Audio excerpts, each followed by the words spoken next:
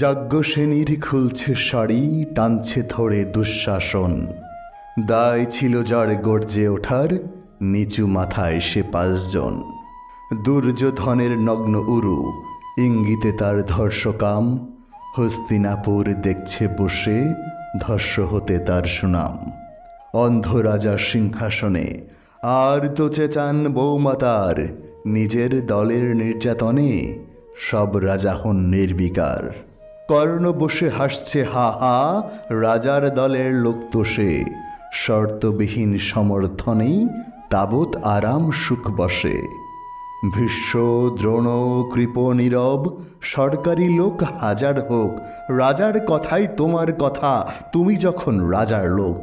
সুশীল সভায় ঘটছে যখন রাজ অপরাধ জঘন্য, ঠিক তখনই তার বিরোধে চেঁচিয়ে ওঠেন বিকর্ণ।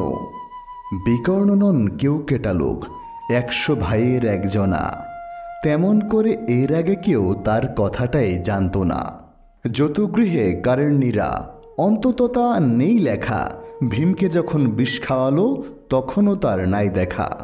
কিন্তু যখন প্রকাশ্যেতেই কাটছে নারীর আব্রুকেও, স্তব্ধ জীবের চুপসা করে বিকর্ণ হন একলা ঢেউ।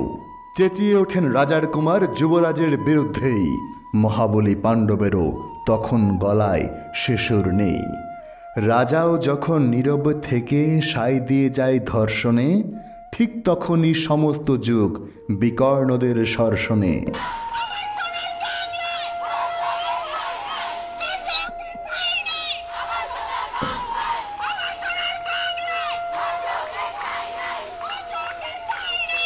আমরা যারা কিচ্ছুটি নই, একটি মোটে ভোট কেবল, অত্যাচারের সামনে এলে সঙ্গী শুধু চোখের জল। পোষ্যভাবে যাবনা চেবাই অন্ধ এবং নিকর্ণ, প্রার্থনা থাক আমরা যেন একবার হই বিকর্ণ। মরার আগে হতেই হবে রাজার সভায় বিকর্ণ, প্রার্থনা থাক আমরা যেন একটিবার হই বিকর্ণ।